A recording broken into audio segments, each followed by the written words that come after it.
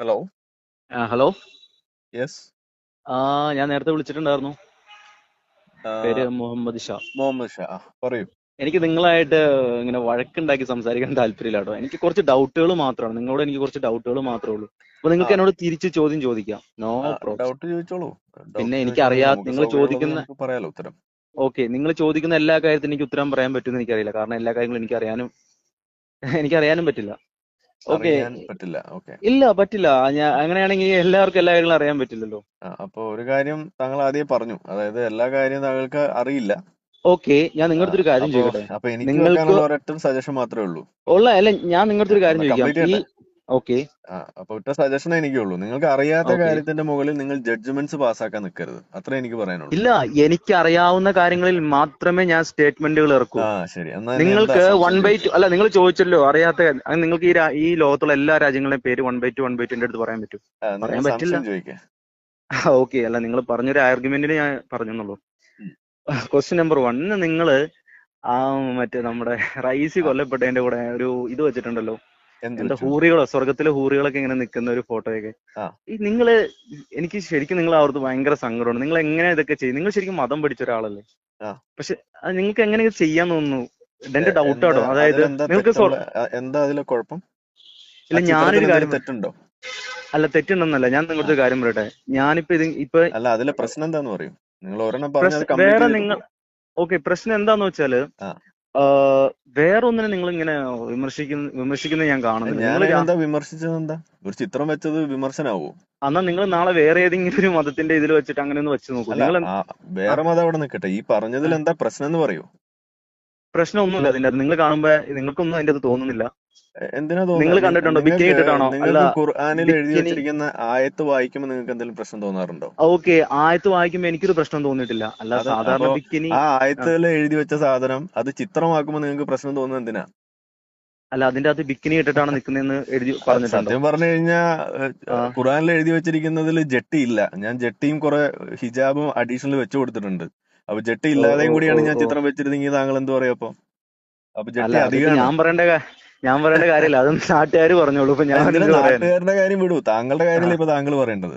Yes, എന്റെ കാര്യമാണ് പറഞ്ഞത്. പക്ഷേ അപ്പൊ താങ്കൾ മനസ്സിലാക്കേണ്ട എന്താ വെച്ചാല്, ഉം, ആ, ഖുറാനിൽ എഴുതി വെച്ച സാധനം അത് എഴുത്തിൽ ആ, എന്താണോ ഉള്ളത് അതിന്റെ ചിത്രമാണ് അവിടെ ഞാൻ പോസ്റ്റ് ചെയ്തത്. ഒന്ന് ഓക്കെ. മാത്രമല്ല, ഞാൻ ആ മാന്യനായതുകൊണ്ട് ആ പിന്നെ യൂട്യൂബില് ന്യൂഡായിട്ടുള്ള ഫോട്ടോ ഇട്ട് കഴിഞ്ഞാൽ അത് അവിടുന്ന് റിമൂവ് ചെയ്യപ്പെടും എന്നുള്ളത് കൊണ്ട് എന്റെ വക ജട്ടിയും ഒരു തലയിൽ ഒരു തട്ടവും ഞാൻ ഇട്ട് കൊടുത്തിട്ടുണ്ട്. അതാണോ ഞാൻ ചെയ്ത തെറ്റ്? ഓക്കെ, നിങ്ങൾ ആ ഈ പറഞ്ഞതുണ്ടല്ലോ, നിങ്ങളിപ്പോ എന്റെ അടുത്ത് ഈ വാക്ക് പറഞ്ഞില്ലേ, ആ നിങ്ങൾ ഭയങ്കര കൂളായിട്ട് വളരെ മാന്യമായിട്ട് ഉദ്ദേശിച്ചിട്ടാണ് ആ പിക്ക് ഇട്ടെന്നാണ് നിങ്ങൾ പറഞ്ഞത്. ഞാൻ ഒന്നും ഒരിക്കലും ഉദ്ദേശിച്ചിട്ടില്ല. ഇസ്ലാമിനെ കളിയാക്കിക്കൊണ്ട് അല്ല. ഖുറാനിൽ എന്താണോ എഴുതിയിരിക്കുന്നത് അതിന്റെ ചിത്രം ആ, ഞാൻ ഇട്ടതിന് താങ്കൾ എന്തിനാ ഇങ്ങനെ കിടന്നിട്ട് പൊള്ളണത്? എനിക്ക് അത് അവഹേളനാണെന്ന് താങ്കൾ എന്തിനാ പറയുന്നത്? അപ്പൊ ഞാൻ ഖുറാനിൽ എഴുതി വെച്ച സാധനം വേറൊരാൾ ചിത്രമാക്കുമ്പോൾ നിങ്ങൾക്ക് പ്രശ്നമായിട്ട് തോന്നുന്നുണ്ടെങ്കിൽ അത് ചിത്രമാക്കിയയാളുടെ കുഴപ്പമാണോ അതോ ഖുറാനിൽ എഴുതി വെച്ച സാധനത്തിന്റെ കുഴപ്പമാണോ? നിങ്ങൾ പറ. ഇല്ല, ഞാൻ നിങ്ങളുടെ അടുത്ത് അല്ല, നിങ്ങൾ പറഞ്ഞതിനൊരു കാര്യം ഞാൻ പറയാം. ആ ആ എഴുതി വെച്ച കാര്യം നിങ്ങൾ അങ്ങനെ തന്നെ എടുത്തിടും. നിങ്ങൾക്ക് എന്താണ് ഇത്ര വാശി? എന്താണ് അതെന്താ എനിക്ക് ചെയ്യാൻ പാടില്ലേ? നിങ്ങൾക്ക് അത് എഴുതി വെക്കാനേ പാടുള്ളൂ എന്ന് വാശി എന്തിനാ? എനിക്ക് അത്? ചിത്രമാക്കാൻ ഓക്കെ. പാടില്ല എന്ന് എവിടെ എഴുതി വെച്ചിട്ടുണ്ടോ? അല്ല, ഇത് മറ്റുള്ള ആൾക്കാർ കാണുമ്പോ ഓക്കെ, ഇപ്പൊ എനിക്ക് താങ്കൾ പറഞ്ഞ മനസ്സിലായി, കാരണം ഞാനൊരു മുസ്ലിമാണ്. ഓക്കെ, ആ എനിക്ക് മനസ്സിലായി. എന്ത് പക്ഷെ ഈ മനസ്സിലായി? ഖുറാനിൽ കറക്റ്റ് ആയിട്ട് ഇങ്ങനെയാണോ എഴുതി വെച്ചേക്കുന്നത് എനിക്ക് ഡൗട്ട് ഉണ്ട് കേട്ടോ. ഞാനത് വായിച്ചിട്ടില്ല. അപ്പൊ നിങ്ങളത് അല്ല, പോയി പഠിക്കുക, അതല്ലേ സ്വർഗത്തിൽ വേണ്ടത്. ഇല്ലില്ല, സ്വർഗത്തിൽ ഹൂറികളുണ്ട്, സ്ത്രീകളുണ്ട്, എന്താ പുഴകളുണ്ട്. അതൊക്കെ ഞാൻ കേട്ടിട്ടുണ്ട്. അത് ആ തേനിനേക്കാൾ. സ്വർഗത്തിലെ സ്ത്രീകളെ കുറിച്ച് എങ്ങനെയാ ഖുറാനിൽ വർണ്ണിച്ചിരിക്കണം ഒന്ന് പറഞ്ഞാട്ടെ. ഇല്ല, ഞാൻ ഇത് ഇത്രയും എനിക്ക് അറിയുള്ളൂ. എനിക്ക് ഇത്രയും അറിവ് മാത്രമേ ഉള്ളൂ. എത്രേ അറിയുള്ളൂ? അതായത് സ്വർഗത്തിൽ നമുക്ക് എന്തും ചെയ്യാം. നമുക്ക് അവിടെ ഒന്നിനും ലിമിറ്റ് ഇല്ല. അതൊക്കെ ആരും ശരി. നമുക്ക് റെസ്ട്രിക്ഷൻസ് ഇല്ല. ഖുറാനിൽ ആ, സ്ത്രീകളുണ്ടെന്ന് അറിയോ? സ്വർഗത്തിലോ? ആ ഓഫ് കോഴ്സ് ഉണ്ടല്ലോ. ഉണ്ട്. ആ സ്ത്രീ ഉണ്ട്. എങ്ങനെയാണ് ഇരിക്കുന്നതെന്ന് അറിയോ? ഇല്ല, അതിനെക്കുറിച്ച് എന്റെ അടുത്ത് സ്ത്രീകളുണ്ടെന്ന് മാത്രമാണ് എന്നെ പഠിപ്പിച്ച എന്നെ അപ്പൊ ഉസ്താദുമാർ എന്റെ അടുത്ത് നിങ്ങളിപ്പോ പറഞ്ഞിട്ടുള്ളൂ. നിങ്ങൾക്കിപ്പോ ഏകദേശം, ഞാൻ പ്രായം അറിയാൻ വേണ്ടി ചോദിക്കുകയല്ല, നിങ്ങൾ എത്ര നാള് കഴിഞ്ഞു ഇപ്പൊ മദ്രസ പഠിച്ചു കഴിഞ്ഞിട്ട്? ഞാൻ മദ്രസ ഓൾമോസ്റ്റ് കഴിഞ്ഞിട്ട് ഇപ്പൊ ഒരു 8 വർഷത്തോളമായി. 8 വർഷമായി. അപ്പൊ എത്രാം ക്ലാസ് ഉം. വരെ മദ്രസ പഠിച്ചു? ഞാനൊരു 8th 9th വരെ പഠിച്ചിട്ടുണ്ട്. എയ്ത്തിന്. സുന്നി മദ്രസയാണോ മുജാഹിദ് മദ്രസയാണോ? ഞാൻ സുന്നി മദ്രസയിലാണ് പഠിച്ചത്. ഓക്കെ. സുന്നി ഉം. മദ്രസയിൽ അത് പഠിച്ചതിന് ശേഷം പിന്നെ നിങ്ങൾ മതം പഠിക്കാൻ പോയോ? നിങ്ങളുടെ സ്വന്തം ഇഷ്ടപ്രകാരം നിങ്ങൾ അന്വേഷിച്ച് പോയിട്ടുണ്ടോ? ഞാൻ മതം പഠിച്ചിട്ടുണ്ട്. ഞാൻ ഖുർആൻ വായിക്കാറുണ്ട്. ആ പിന്നെ റിലേറ്റഡ് ഖുറാൻ. ആയിട്ടുള്ള പുസ്തകങ്ങളൊക്കെ ഓക്കെ. വായിക്കാറുണ്ട്. ഈ ഖുറാൻ ഉം. വായിക്കുന്ന സമയത്ത് അതിന്റെ അർത്ഥം വായിക്കാറുണ്ടോ? അർത്ഥം എനിക്ക് ഒഫ്കോഴ്സ് എനിക്ക് ഒരു മറ്റേ ഫാത്തിഹയുടെ അർത്ഥം മാത്രമേ എനിക്ക് ശരിക്കും അറിയാവുള്ളൂ. ബാക്കി അർത്ഥങ്ങളൊന്നും എനിക്ക് കറക്റ്റ് അറിയില്ല. ഇനിയിപ്പോ എനിക്ക് അതിലെന്തെങ്കിലും ഡൗട്ടുകൾ ഉണ്ടെങ്കിൽ ഞാൻ പരിഭാഷ എടുത്ത് വായിക്കും. അതാ ഞാൻ ചോദിച്ചത്. ഉം. ഡൗട്ട് എന്തിൽ ഡൗട്ട് വരുമ്പോ? അതായത് ഇപ്പോ ഒരു സ്റ്റേറ്റ്മെന്റ് ഖുറാനിൽ ഇങ്ങനെ പറയാണ്. ഉം. അപ്പോ അതിലെന്തെങ്കിലും അത് നമുക്ക് ഇൻട്രസ്റ്റിംഗ് ആയിട്ട് തോന്നണം. എനിക്ക് ഉം. ഇൻട്രസ്റ്റിംഗ് ആയിട്ട് തോന്നണം. അതിലെന്തെങ്കിലും ഒരു വാക്ക് കേട്ടിട്ട് എനിക്കത് ഇൻട്രസ്റ്റിംഗ് അതെന്താ അങ്ങനെ പറഞ്ഞു തോന്നിയാൽ ഞാൻ അതിന്റെ പരിഭാഷ എടുത്ത് നോക്കും. ഞാൻ പരിഭാഷ എന്റെ ഒരു മാത്രമല്ല, സംശയമാണ്. എന്റെ ഒരു യെസ് സംശയമാണ്. അതിന്റെ വിവർത്തനം കൂടി എടുത്ത് വായിക്കും. എന്താണ് ഓക്കെ. അതിൽ ഉദ്ദേശിച്ചേക്കണത്. അപ്പൊ താങ്കള് ഖുർആൻ A to Z ഒരു തവണയെങ്കിലും ഈ പറഞ്ഞ പരിഭാഷ വായിച്ചിട്ടുണ്ടോ? വിവർത്തനം ഇല്ല, ഞാൻ full ആയിട്ട് വായിച്ചിട്ടില്ല. പരിഭാഷ വായിച്ചിട്ടില്ല. ഇതുവരെ വായിച്ചില്ല. ഇപ്പൊ എത്ര വയസ്സായി? വായിച്ചിട്ടില്ല. എനിക്കിപ്പോ 28 ആയി. 28 ആയി. അപ്പൊ ഉം. സപ്പോസ് താങ്കൾ ഒരു ഉം. 90 വയസ്സ് വരെ ജീവിക്കാനുള്ള ഒരാളാണെന്നുണ്ടെങ്കിൽ താങ്കളുടെ ജീവിതത്തിന്റെ 1/3 കംപ്ലീറ്റ് ചെയ്തിട്ടുണ്ട്. ഓക്കെ. ആ. ഈ 1/3 കംപ്ലീറ്റ് ചെയ്ത് താങ്കൾ മുസ്ലിമായിട്ട് ജീവിച്ചിട്ട് ഇത്ര നാള് 28 വയസ്സ് 30 എന്ന് കൂട്ടിക്കോ. ശരി. 30 ആയിട്ട് നിങ്ങൾ ഇതുവരെ ഖുർആൻ ഒരു ആവർത്തി നിങ്ങൾ വായിച്ചിട്ടില്ല. അതിന്റെ അർത്ഥം ആ. നിങ്ങൾ മനസ്സിലാക്കിയിട്ടില്ല. ഓക്കെ. അല്ലെ? ഞാനൊരു അപ്പൊ കാര്യം. ഞാൻ ചോദിക്കുന്നത് ഈ ഉം. ഖുർആൻ ഇപ്പൊ ഖുർആൻ ഉം. നമുക്ക് എന്തിനു തന്നു എന്നാ പറയുന്നത്? മാർഗദർശനം തരാൻ വേണ്ടിട്ട് തന്നു എന്നല്ലേ പറയുന്നത്. അതെ. ഓക്കെ. അപ്പൊ ഞാൻ ഉം. ചോദിക്കുന്നത് ഈ 30 ഉം. വർഷത്തിന്റെ ഇടയിലും നിങ്ങൾക്ക് ഈ ഖുർആൻ വായിച്ചു നോക്കിയിട്ട് അതിനകത്തുനിന്ന് ഒരു മാർഗനിർദ്ദേശം നിങ്ങൾക്ക് എടുക്കാൻ തോന്നിയിട്ടില്ലേ? ഇല്ല, ഇപ്പൊ നിങ്ങൾ ഈ പറഞ്ഞതിന് ഓക്കെ, നിങ്ങളിപ്പോ ഈ പറഞ്ഞ കാര്യം എനിക്ക് അല്ല, ഞാൻ ചോദിക്കണത് തോന്നിയിട്ടില്ലേന്നാണ്. തോന്നിയിട്ടുണ്ട്. അതുകൊണ്ടാണല്ലോ ഞാൻ ഈ മതത്തിൽ അടിയുറച്ച് അപ്പോ വിശ്വസിക്കുന്നതും. അപ്പൊ നിങ്ങള് ഇതുവരെ അർത്ഥം മനസ്സിലാക്കാത്ത ഒരു സാധനം കൈ വെച്ചിട്ട് എങ്ങനെയാണ് നിങ്ങൾ അടിയുറച്ച് വിശ്വസിക്കുന്നത്? അതിനകത്ത് എന്താ എഴുതിയെന്ന് നിങ്ങൾക്ക് ഇപ്പോഴും അറിയില്ല. ഇല്ല, ഖുർആൻ അങ്ങനെ നിങ്ങൾ ഹൂറികൾ പറയരുത്. അപ്പൊ നിങ്ങളിപ്പോ പറഞ്ഞല്ലോ ഹൂറികൾ എങ്ങനെയാണ് വർണ്ണിച്ചിരിക്കണതെന്ന് നിങ്ങൾക്ക് അറിയില്ല എന്ന് പറഞ്ഞു. അതിന്റെ അർത്ഥം നിങ്ങൾ ഞാൻ പറഞ്ഞത് ഇല്ല, ഞാൻ പറഞ്ഞത് നിങ്ങൾക്ക് മനസ്സിലാവും. എന്നെ പഠിപ്പിച്ച ആളുകൾ ഹൂറികൾ ഇങ്ങനെ ബിക്കിനി ഇട്ടിട്ടാണ് നിൽക്കുന്നത്, അങ്ങനെ ന്യൂഡായിട്ടാണ് നിൽക്കുന്നതെന്ന് എന്നെ പറഞ്ഞു പഠിപ്പിച്ചിട്ടില്ല. എന്നെ പഠിപ്പിച്ചിട്ടില്ല. അങ്ങനെയല്ല. അതായത് ഇസ്ലാമിൽ എവിടെയും ഉസ്താദുമാര് പഠിപ്പിച്ചാലേ ഖുർആൻ പഠിക്കാവുന്ന എവിടെ എഴുതി വെച്ചിട്ടില്ല. ഇല്ല, അറബി അക്ഷരങ്ങൾ അറിഞ്ഞാലാണല്ലോ ഖുർആൻ പഠിക്കാൻ പറ്റുള്ളൂ. അതെന്തിനാ അങ്ങനെ? അറബി എന്തിനാ നിർബന്ധം? അറബിയിലല്ല ഖുർആൻ എഴുതിയേക്കുന്നത്. അതാണല്ലോ നമ്മൾ ആദ്യം. അപ്പൊ അത് മലയാളികൾക്ക് പറഞ്ഞിട്ടുള്ളതല്ലേ ഈ ഖുർആൻ? ഖുർആൻ മലയാളികൾക്ക് പറഞ്ഞിട്ടുള്ളതല്ലേന്നോ? അതെ. ഇല്ല, നമ്മുടെ അറബി അക്ഷരങ്ങൾ ഓരോന്നും ഉച്ചരിക്കുന്നതിന് ഓരോ ഇതുണ്ടല്ലോ, അത് കറക്റ്റ് ആയിട്ട്. അപ്പൊ അറബി അറിയുന്നവർക്ക് വേണ്ടി മാത്രമാണോ ഖുർആൻ ഇറക്കിയത്? അതുകൊണ്ടാണല്ലോ നമ്മൾ അറബി അങ്ങനെ ഞാൻ പറഞ്ഞിട്ടില്ല. അത് എന്താണെന്ന് മനസ്സിലാക്കണം. ഖുർആനിൽ എഴുതി വെച്ചേക്കുന്ന എന്താണെന്ന് മനസ്സിലാക്കണം. പിന്നെ നമ്മൾ പാരായണം ചെയ്യുമ്പോൾ അത് പടച്ചോന്റെ ഒരു പോരായ്മയല്ലേ അത്? അപ്പൊ ഈ അറബി അറിയാത്ത ആളുകൾക്ക് ഇസ്ലാമിനെ കുറിച്ച് അറിയാനുള്ള ഒരു തടസ്സമായിട്ട് ലാംഗ്വേജ് ബാരിയർ ഉണ്ടാക്കി വെക്കുകയല്ലേ ചെയ്തിരിക്കുന്നത്? അതെങ്ങനെയാണ് നിങ്ങൾക്ക് പറയാൻ കഴിയുക? അങ്ങനെയാണെങ്കിൽ 6-ാം നൂറ്റാണ്ടിൽ ഈ ലോകത്ത് മൊത്തം ഇസ്ലാം എങ്ങനെയാണ് പടർന്ന് പന്തലിച്ചത്? അത് നിങ്ങൾക്ക് എങ്ങനെ? 6-ാം നൂറ്റാണ്ടിൽ ഇസ്ലാം ലോകം മൊത്തം പടർന്ന് പ്രചരിച്ചിട്ടില്ല. മുഹമ്മദ് നബിക്ക് ശേഷമാണ് പ്രചരിച്ചത്. യെസ്, മുഹമ്മദ് നബിയുടെ കാലഘട്ടത്തിലും പല രാജാക്കന്മാർക്കും മുഹമ്മദ് നബി കത്ത് എഴുതിയിട്ടുണ്ട്. എഴുതിയെന്നറിയോ?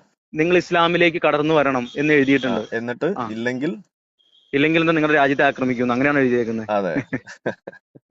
അപ്പൊ അവിടെ വാളുകൊണ്ടല്ലേ ഇസ്ലാം പ്രചരിച്ചത്? നമ്മള് അല്ലല്ല നിങ്ങൾ നിങ്ങളുടെ രാജ്യത്തിന്റെ പുറത്ത് എന്റെ ഒട്ടകം എന്റെ കുതിരപ്പട അവിടെ ഉണ്ട്. നിങ്ങള് മര്യാദക്ക് ഇസ്ലാമിലേക്ക് വന്നോ? ഇല്ലെങ്കിൽ എന്റെ സൈന്യം നിങ്ങളെ ആക്രമിക്കുമെന്ന് പറയുമ്പോ അത് വാളുകൊണ്ടാണോ അതോ കലിമ കൊണ്ടാ എന്തുകൊണ്ടാ അത് പ്രചരിച്ചതെന്ന് നിങ്ങൾ പറ. അതിനല്ലേ വാളുകൊണ്ട് പ്രചരിച്ചു എന്ന് പറയാം, പിടിച്ചടക്കുക. ഇല്ല, ഞാനതിനെ വ്യക്തമായിട്ട് ഇപ്പൊ നിങ്ങൾ ഈ പറഞ്ഞ അങ്ങനെ എഴുതിയിട്ടുണ്ട്. നിങ്ങൾ തന്നെയല്ലേ പറഞ്ഞത്? കത്ത് എഴുതിയിട്ടുണ്ട്. ഓഫ്കോഴ്സ് കത്ത് എഴുതിയിട്ടുണ്ട്. എന്താ എഴുതിയെന്നും കൂടി പറയണ്ടേ?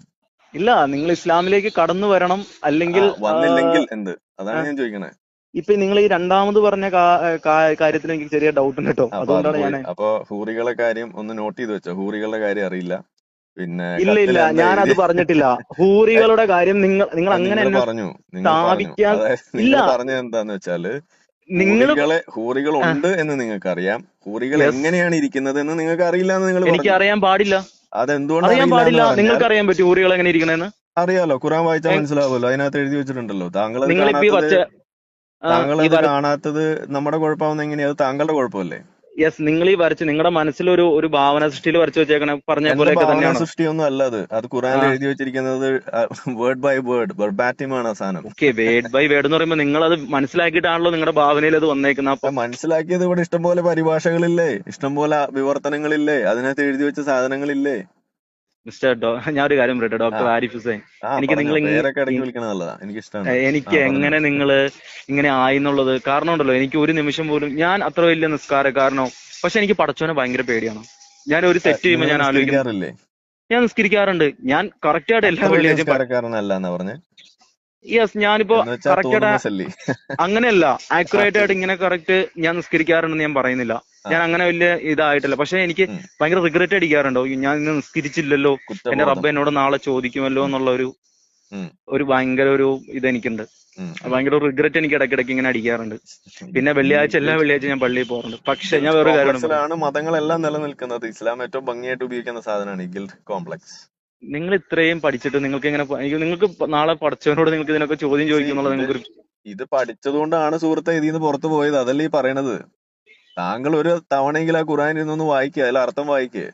അപ്പൊ താങ്കൾക്ക് മനസ്സിലാവും നമ്മൾ എന്താ ഈ പറയണേന്ന്. താങ്കൾ ഇതുവരെ 28-30 വയസ്സായിട്ട് ഇതുവരെ ഖുർആൻ ഒരു ആവർത്തി വായിച്ചില്ല. താങ്കളുടെ ഈ ഞാൻ ഖുറാൻ പ്രായമാകുമ്പോഴേക്കും ഞാൻ എല്ലാ ദിവസവും സുബഹി നിസ്കരിച്ചിട്ട് അർത്ഥവും ഖുർആനും വായിച്ചിരുന്ന ആളാണ്. എന്നോടാണോ ഈ വന്ന് പറയണത്? യെസ് ഓഫ് കോഴ്സ്, ഈ ഏഹ് കാര്യത്തിലുണ്ടല്ലോ, ഇപ്പൊ ഈ കാര്യത്തിൽ പറഞ്ഞിട്ടുണ്ട്, അവസാന കാലഘട്ടത്തില് ഈ ആ മതം ശരിക്കും പഠിച്ചവരാണ് ഇതിന്ന് പുറത്തു പോകാന്ന് പറഞ്ഞിട്ടുണ്ട്. ഇത് ഞാൻ സ്വാഭാവികമാണ്. കാരണം ആ എന്താണ്? കാരണം ഇതിനകത്തുള്ള മണ്ടത്തരങ്ങൾ കൂടുതൽ മനസ്സിലാവും, വെളിച്ചത്ത് വരും. മാത്രമല്ല ഈ മതത്തിനകത്ത് പറഞ്ഞു വെച്ചിരിക്കുന്ന ഇപ്പൊ പ്രത്യേകിച്ച് ഈ പ്രവചനങ്ങൾ ഫെയിൽ ആവുന്നതും കൂടി നമുക്ക് കാണാൻ കഴിയും. അപ്പൊ പിന്നെ അതിൽ കൂടുതൽ തെളിവ് എന്താ വേണ്ടത്? ഇത് ദൈവിക അല്ല എന്നുള്ളതിന്റെ. പിന്നെ അല്ല അല്ല, നിങ്ങൾ അങ്ങനെ എന്തിനാണ് നിങ്ങൾ ഇത്രയും പഠിച്ചിട്ട് നിങ്ങൾക്ക് എത്ര വലിയ ശിക്ഷ കിട്ടും പഠിച്ചോന്റെ കയ്യിന്ന്? ഇത് പഠിച്ചിട്ട് മണ്ടത്തരാന്ന് മനസ്സിലായ പിന്നെ എടുത്ത് ദൂരെ കളയല്ലാതെ വേറെ വഴിയില്ല. അതുകൊണ്ട് നിങ്ങൾക്ക് ആ കറക്റ്റ് ആ തോന്നിയ ഇതിന്ന് പുറത്തു പോകണം എന്ന് തോന്നിയ സെക്കൻഡ് ആ മൈൻഡ് എന്താ നിങ്ങൾക്ക് എനിക്കൊന്ന് പറഞ്ഞുതരാമോ? ആ ഇതിന്ന് പുറത്തു മൈൻഡ് എന്ന് പോകണം. പറഞ്ഞു കഴിഞ്ഞാല് ഇത് ആ ഈ സാധനം ഒന്നും ഒരു ദൈവത്തിന് എഴുതി വെക്കാൻ പറ്റില്ല. ഇത് എഴുതിയ ആളൊരു ദൈവം ആകാൻ വഴിയില്ല. ഇതൊരു മനുഷ്യന് എഴുതിയതാവാനേ വഴിയുള്ളൂ എന്നുള്ള തോന്നൽ അത് തന്നെ. ഇത് ഏത് സി ഖുറാനോ? ഒരു ദൈവം എന്നൊക്കെ പറയുമ്പോൾ നമ്മളെ മനസ്സിലൊരു ഒരു ഒരു ഇമാജിനേഷൻ ഇല്ലേ? ആ ദൈവത്തിന് ഉം ഒരു പവർ, ഒരു ദൈവത്തിന്റെ ഒരു ഉം പ്രൗഢി. ആ ഉം ദൈവം എന്നൊക്കെ പറഞ്ഞു കഴിഞ്ഞാൽ ഒന്നുമില്ലെങ്കിൽ നമ്മളെ ഉം മാതിരി കൂതറയാവാൻ പാടില്ലല്ലോ. ഉം ഉം ഉം ഇത് ഉം ഉം. പെണ്ണ് പിടിക്കാൻ നിങ്ങൾക്ക് പറയുക, ഖുറാൻ യുദ്ധം ചെയ്യാൻ എഴുതിയേക്കുന്നത് വേണ്ടി പറയുക, അടിമയും ഉടമയും അടിമയും ഉടമയും ഒരുപോലെയല്ല എന്ന് പറയാ, ഭാര്യയെ തല്ലാൻ പറയാ. ഇതുപോലെ എന്താണ് യുദ്ധത്തില് കൊള്ളയടിക്കാൻ പറയുന്ന ദൈവം, കാഫിറിനെ കൊല്ലാൻ പറയുന്ന ദൈവം. ഇതൊക്കെ ആ എങ്ങനെയാ ആ ഒരു ആ ദൈവത്തിന് പറയാൻ കഴിയാ? ഇതൊക്കെ ഒരു ദൈവത്തിന് ചേർന്ന പ്രവൃത്തികളാണോ? ഇപ്പൊ യെസ്. ഞാനാണ് ആ ഒരു ദൈവം എന്നുണ്ടെങ്കിൽ ഒരിക്കലും അത് ചെയ്യില്ല. അപ്പൊ എനിക്ക് വേറൊരു ഡൗട്ട് ഉണ്ട്. ആ ഈ ജൂതന്മാരുടെ ഇതാണല്ലോ വിശുദ്ധ ഗ്രന്ഥമാണ് തോറ. ഉം ഈ തോറയിൽ നിങ്ങൾക്ക് എന്തെങ്കിലും വിമർശനങ്ങൾ അങ്ങനെ എന്തെങ്കിലും തോന്നിയിട്ടുണ്ടോ നിങ്ങൾക്ക്? അതിപ്പോ അത് ഇവിടെ ചോദിക്കുന്ന കാര്യം എന്താ? തോറ ഇറക്കിയതും ഈ പറയുന്ന പടച്ചവൻ തന്നെയാണല്ലോ. അത് മുസ്ലിങ്ങൾ പറയണല്ലേ. ഏ തോറ എഴുതിയ ആൾക്കാർ പറയാറില്ലല്ലോ. നോ നോ നോ, ബൈബിളിലുള്ള പഴയ നിയമത്തിലുള്ള പല കഥകളും ഇന്ന് ഖുറാനിലും പറഞ്ഞിട്ടുണ്ട്. അപ്പൊ കഥ നമുക്കതിൽ എങ്ങനെ? ആ അതെന്തുകൊണ്ടാന്ന് വെച്ച് കഴിഞ്ഞാൽ തോറ ആ കഴിഞ്ഞ് ബൈബിൾ വന്ന് ഖുറാൻ വരുമ്പോ അതിനകത്ത് നിന്നൊക്കെ കോപ്പി അടിച്ചപ്പോ ഉണ്ടായിട്ടുള്ള ഒരു സംഭവമാണത്. അത്രേ ഉള്ളൂ. നിങ്ങൾ ഖുറാൻ വായിച്ചത് നിങ്ങൾക്ക് അങ്ങനെ തോന്നുന്നുണ്ടോ ഒരു മനുഷ്യനെ എഴുതി തീർച്ചയായിട്ടും. വെച്ചാണെന്നത്? തീർച്ചയായിട്ടും. സത്യമായിട്ട് ഒരു കാര്യം പറയട്ടെ, എനിക്ക് അതിന്റെ കുറെ അർത്ഥങ്ങളൊന്നും അറിയില്ലെങ്കിലും ആ ഞാൻ ഖുറാൻ വായിച്ചിട്ടുണ്ട്. ഫുള്ളായിട്ട് ഞാൻ പാരായണം ചെയ്തിട്ടുണ്ട്. ആ അതായത് ഇങ്ങനെ ഫുള്ളായിട്ട് അറബിയില് പാരായണം ചെയ്തിട്ടുണ്ട്. പക്ഷെ അറബിയില് ഞാൻ അതിന്റെ അർത്ഥം വായിക്കുമ്പോ ഉണ്ടല്ലോ, ആ ഒരു സാഹിത്യകാരന്മാര് എഴുതാത്ത പോലത്തെ വാക്കുകളാണ് അതിന്റെ അകത്ത് വന്നേക്കുന്നത്. പിന്നെയും മനസ്സിലാക്കാണ്ട് വിവർത്തനം എടുത്ത് വായിക്കേണ്ട വന്നിട്ടുണ്ട് എനിക്ക്. ആ ആ ഏ- എനിക്കൊരു ഏ- ഇൻട്രസ്റ്റിംഗ് അല്ല ഒരു ഉദാഹരണം പറഞ്ഞു ഏതാണ് വായിച്ചപ്പോ ഇതേപോലെ ഹഠാത് ആകർഷിച്ചത്? അങ്ങനെ പറയുകയാണെങ്കിൽ ഉം നിങ്ങളുടെ ദൈവത്തിന്റെ നാമത്തിൽ നിങ്ങൾ എഴുതൂ അല്ലെങ്കിൽ വായിക്കൂ എന്നൊക്കെ പറയുന്നില്ലേ? ഉം ഉം. ആ അങ്ങനെയൊക്കെ പറയുമ്പോ അതിന്റെ കുറെ ഇങ്ങനെ അങ്ങനെ വരുമ്പോൾ നമുക്കത് അതായത് ഇപ്പൊ ബിസ്മില്ല എന്ന് പറയുന്ന സാധനം, യെസ്, ബിസ്മില്ലാഹിർ ഈ റഹ്മാനിർ റഹീം. ബിസ്മില്ല എന്ന് പറയുന്ന സംഗതി അറബ് ആ രാഷ്ട്രങ്ങൾ ആ പറയുന്ന മുഹമ്മദ് നബിയൊക്കെ ഉണ്ടാവുന്ന ആ പീരീഡിൽ അതിന് മുന്നേയും അവിടുത്തെ ആളുകൾ പറഞ്ഞുകൊണ്ട് നടന്നിരുന്ന സാധനമാണത്. കാരണം ഈ അള്ളാഹ് എന്ന് പറയുന്ന സാധനം മുഹമ്മദ് നബി കണ്ടുപിടിച്ചോന്നല്ലല്ലോ, അതറിയാലോ. ഉം. അത് അതിന് മുന്നേ തന്നെ അവിടെയുള്ള ആളുകൾ ബസ്മല്ല അങ്ങനെ പല പല ഉച്ചാരണങ്ങളിലൂടെ അത് അവിടെ പറഞ്ഞുകൊണ്ട് നടന്നിരുന്ന സാധനമാണത്. അല്ല അപ്പം ആ പ്രദേശത്ത് ജീവിച്ചിരിക്കുന്ന ഒരാള് സ്വാഭാവികമായിട്ടും അതൊക്കെ കൂട്ടിച്ചേർത്ത് തട്ടിക്കൂട്ടി ഒരു സാധനം ഉണ്ടാക്കുമ്പോൾ സ്വാഭാവികമായിട്ടും അത് അവര് ചേർക്കും. അതിലും ഇപ്പോ നമ്മളിപ്പോ ബിസ്മില്ല എന്ന് പറയുന്ന സാധനത്തിന്റെ മലയാള അർത്ഥം കൊടുക്കുന്ന സമയത്ത് നിങ്ങൾ എന്താ അർത്ഥം കൊടുക്കുക? അള്ളാഹുവിന്റെ നാമത്തിൽ ഞാൻ ആരംഭിക്കുന്നു. അപ്പോ നമ്മൾ എന്തുകൊണ്ടാ ആ വചനം നമ്മൾ ഉപയോഗിക്കുന്ന നാമത്തിൽ ഉപയോഗിക്കുന്നു എന്നൊക്കെ പറയുന്ന ആ സാധനം തുടങ്ങുന്നു എന്നൊക്കെ നമ്മൾ ഉപയോഗിക്കുന്നത് എന്തുകൊണ്ടാ? അത് നമ്മുടെ നമ്മളത് മലയാളത്തിലുള്ള വാക്കുകൾ അതാണ്. ആ ഓക്കെ, അത് ആ നമുക്കത് കേൾക്കുമ്പോ അതൊരു വലിയ സംഭവമായിട്ട് തോന്നുന്നു. അറബിയിലുള്ള ആ സാധനം കേൾക്കുമ്പോ അതെന്തോ ഒരു വ്യത്യാസം കൂടിയൊക്കെ തോന്നുമ്പോ നമുക്കൊരു ഉം സംഭവം തോന്നും. അത്രേ ഉള്ളൂ. ഉം ഇപ്പോ ഉം ഉം. ഇത് നമ്മളുടെ നാട്ടില് തന്നെ ഇപ്പോ ആദിയില്ലല്ലോ അന്തമില്ലല്ലോ ലക്കാലം പോലെ ആ യുഗത്തിൽ എന്നൊക്കെ പറയുന്ന കുറെ പാട്ടുകളൊക്കെ ആദിവാസി പാട്ടുകളൊക്കെ കേട്ടിട്ടില്ലേ? നാടോടി പാട്ടുകള്. ഇതൊക്കെ ചില പാട്ടുകളൊക്കെ കേട്ടിരുന്നു പോവില്ലേ നമ്മള്. ഇതില് ആ ഒരു പാരായണ ഭംഗി അതല്ലെങ്കിൽ ആലാപന ഭംഗി എന്നൊക്കെ പറയുന്നത് മനുഷ്യന്റെ കലാപരമായിട്ടുള്ള ചോദനകളാണ് അതൊക്കെ. അതിലൊക്കെ ഇത്രയും വലിയ ദൈവികത ഉണ്ടെന്ന് പറയാൻ എന്താ ഉള്ളതെന്നാ നമ്മൾ ചോദിക്കുന്നത്. ഓക്കെ, അതെല്ലാം വിട്. നിങ്ങൾക്ക് ഇതിനൊന്ന് റെസ്പെക്ട് ചെയ്തുകൂടെ? നിങ്ങൾ അതിനെ വിമർശിക്കാതെ നിങ്ങൾക്ക് അതിനെ എല്ലാത്തിനും ഇപ്പൊ ഞാൻ പറയട്ടെ, ഞാൻ ഒരു ഭയങ്കര വിശ്വാസിയാണ്. റെസ്പെക്ട് ചെയ്യുന്നതിൽ എനിക്ക് ഒരു തരക്കേടുമില്ല. കാരണം നമ്മളൊക്കെ റെസ്പെക്ട് ചെയ്ത് തന്നെയാണ് മുന്നോട്ട് പോയിട്ടുണ്ടായിരുന്നത്. പക്ഷെ ഇതിൽ പറയുന്ന കാര്യങ്ങൾ നമുക്ക് ഫേസ് ചെയ്യേണ്ടി വരുമ്പോൾ അതുപോലെ തന്നെ മറ്റു മതങ്ങളിൽ നിന്നും അപേക്ഷിച്ച് ഈ മതത്തിൽ നിന്ന് പുറത്ത് കിടക്കുന്ന വ്യക്തികൾക്ക് ഉണ്ടാകുന്ന ബുദ്ധിമുട്ടുകൾ നമ്മൾ നേരിട്ട് അനുഭവിക്കുമ്പോൾ സ്വാഭാവികമായിട്ട് അത് പറയേണ്ടതായിട്ട് വരും. അത് നമ്മൾ പറഞ്ഞിരിക്കും. അപ്പൊ അതുകൊണ്ട് അതിപ്പോ ഏത് മതത്തിലായാലും ഉണ്ടല്ലോ. ഇപ്പൊ ഏത് മതത്തിലൊന്നുമില്ല. ഈ ഹിന്ദു മതത്തിൽ നിന്ന് മതം വിട്ടു എന്നതിന്റെ പേരിൽ ആരെങ്കിലും വെട്ടിക്കൊല്ലുന്നത് എവിടെയെങ്കിലും കേട്ടിട്ടുണ്ടോ? കൊന്നിട്ടുണ്ട്. കൊടിഞ്ഞി ഫൈസൽ. കൊടിഞ്ഞി ഫൈസലിനെ കൊന്നത് എന്തിനാണ്? എന്തിനാണ് കൊന്നത്? ആർഎസ്എസ്കാരാണ് കൊന്നത്. എന്തിനാ കൊന്നത്? മതം മാറിയോണ്ടാണ്. ഏത് മതത്തിൽ നിന്ന്? ഹിന്ദു മതത്തിൽ നിന്ന് അയാൾ മുസ്ലിം ആയതുകൊണ്ടാണ് അയാൾ അങ്ങനെ കൊല്ലണം എന്ന് ഹിന്ദു കിതാബിൽ ഏത് കിതാബിൽ എഴുതി വെച്ചിരിക്കുന്നു പറഞ്ഞു തന്നെ? എഴുതി വച്ചിട്ടില്ല. കൊന്നോ ഇല്ലയോ അതാണ് എനിക്ക് അറിയേണ്ടത്. കൊല്ലണം എന്ന് എഴുതി വെച്ചിട്ട് ആ നിയമമാണ് നടപ്പിലാക്കുന്നത്. അല്ലല്ല, നിങ്ങൾ ചോദിച്ചതിന്റെ ഉത്തരം നിങ്ങൾ ചോദിച്ചതിന്റെ ഉത്തരം ഇത് തന്നെയാണ്. മതത്തിനെയാണ് ഞാൻ വിമർശിക്കുന്നത്, അല്ലാതെ ചെയ്യുന്ന ആളുകളെല്ലാം ഞാൻ വിമർശിക്കുന്നത്. അല്ല, അവർ ചെയ്തോ ഇല്ലയോ? മതത്തിന്റെ പേരിലാണോ അവർ ചെയ്തത്? ഞാൻ പറയുന്നു, ഞാൻ ചെയ്യുന്ന ആ പ്രവൃത്തിയുടെ പിന്നിലുള്ള നിയമത്തെയാണ് ഞാൻ വിമർശിക്കുന്നത്. ഞാൻ മുസ്ലിമിനെ അല്ല വിമർശിക്കുന്നത്. ഓക്കെ, ആ ഇസ്ലാമിൽ പഠിപ്പിക്കുന്ന സാധനമാണ് മതം വിട്ടവനെ കൊല്ലണം എന്ന്. ഇന്ന് ലോകത്ത് എത്ര മതങ്ങൾ ഇതുപോലെ ബ്ലാസ്ഫമി നിയമം, അപ്പോസ്റ്റസി നിയമങ്ങൾ കൊണ്ട് നടക്കുന്നുണ്ട്? എത്ര രാഷ്ട്രങ്ങളുണ്ട്? ഒന്ന് എണ്ണി പറഞ്ഞ്. നമ്മുടെ ഇന്ത്യ ഏറ്റവും വലിയ ഉദാഹരണം. ഇന്ത്യൻ ശിക്ഷാ നിയമത്തിൽ എവിടെയാണ് മതം വിട്ടവനെ കൊല്ലണം എന്ന് എഴുതി വെച്ചിരിക്കണം? മതം വിട്ടവനെ കൊന്നിട്ടില്ല. ഞാൻ ഒരു മതവിശ്വാസത്തിനെതിരില്ല. പക്ഷെ എനിക്കൊരു കാര്യം, മതം വിട്ടവനെ കൊല്ലണം എന്ന രാഷ്ട്ര നിയമം ഞാൻ പറഞ്ഞു തരാന്നേ. ഇന്ന് നിലവിൽ 12 അങ്ങനെയാണെങ്കിൽ നിങ്ങൾ ഈ പറയുന്ന കേൾക്കൂ. ഇന്ന് നിലവിൽ 12, 13 ഇസ്ലാമിക രാഷ്ട്രങ്ങളുടെ നിയമങ്ങളിൽ മതം വിട്ടവനെ കൊല്ലണം എന്ന നിയമം ഉള്ളതാണ്. ഇസ്ലാമിക നിയമം. ഓക്കെ, അത് എല്ലാ മതത്തിലും ഇല്ല എന്ന് പറഞ്ഞിട്ട് നിങ്ങൾക്ക് അതിനെ വെളുപ്പിക്കാനൊന്നും കഴിയില്ല. അതുകൊണ്ട് തന്നെയാണ് നമ്മൾ അതിനെ വിമർശിക്കുന്നത്. വേറെ മതത്തിൽ നിങ്ങൾ കൊണ്ടുപോകാം, നമുക്ക് അതിനെ വിമർശിക്കാലോ. ഏത് മതത്തിലുള്ളതെന്ന് പറ. ആ നിയമം ഇന്ന് നടപ്പിലാക്കുന്നത് നിങ്ങൾ കൊണ്ടുപോവാ. രാഷ്ട്ര നിയമത്തിന്റെ ഭാഗമായിട്ട് നടപ്പിലാക്കുന്നത് നിങ്ങൾ കൊണ്ടുപോവാ. ഓക്കെ, ഒരാളെ മാറ്റാൻ പറഞ്ഞിട്ടില്ല. എന്നാൽ ഒരു മതബിംബത്തെ മാറ്റിയിട്ട് വേറൊരു മതബിംബം അവിടെ സ്ഥാപിച്ചിട്ടുണ്ട്. ഉണ്ടോ ഇല്ലയോ? ഏതാണ്? ഒരു മതബിംബം എന്ന് പറഞ്ഞ മതചിഹ്നത്തെ അവിടെ മാറ്റിയിട്ട് വേറൊരു മതചിഹ്നം അവിടെ സ്ഥാപിച്ചിട്ടുണ്ട്. ആളുകളെ മാറ്റിയില്ലോ എന്ന് എനിക്ക് അറിയാൻ പാടില്ല. ഇപ്പൊ എക്സാമ്പിൾ പറയുകയാണെങ്കിൽ ബാബരി മസ്ജിദ് മാറ്റിയിട്ട് അവിടെ ഞാൻ ബഹുമാനത്തോടെ പറഞ്ഞു, ശ്രീരാമന്റെ അമ്പലം അവിടെ സ്ഥാപിച്ചു. ശ്രീരാമന്റെ അമ്പലം അവിടെ ഉണ്ടായിരുന്നത് പൊളിച്ചിട്ടാണ് ഈ ബാബരി മസ്ജിദ് പണിതത് എന്നുള്ളത് താങ്കൾക്ക് അറിയോ? ശരി. ഞാൻ വേറൊരു ക്വസ്റ്റ്യൻ അങ്ങോട്ട് ചോദിക്കാം. 500 കൊല്ലം 1000 കൊല്ലം മുമ്പ് ഇവിടെ മൊത്തം ആദിവാസികളായിരുന്നു. ഇന്ത്യയിൽ ഫുള്ള് ആദിവാസികൾ, ട്രൈബൽസ് ആയിരുന്നു. ആ 1000 കൊല്ലം മുമ്പുള്ള ഒരു ആദിവാസി വന്നിട്ട് പറയാണ്, ഇത് മൊത്തം ഞങ്ങൾ താമസിച്ചിരുന്ന സ്ഥലമാണ്, ഇവിടെ നിങ്ങൾ ഇപ്പൊ ഇറങ്ങി കൊടുക്കണം എന്ന് പറഞ്ഞാൽ നമ്മൾ എന്ത് ചെയ്യും? വളരെ മോശമാണ്, ഒരു സംശയമില്ല. അപ്പൊ ഞാൻ 500 കൊല്ലം. ശരി, അപ്പൊ താങ്കൾ സമ്മതിച്ചല്ലോ വളരെ മോശം പ്രവൃത്തിയാണെന്ന്.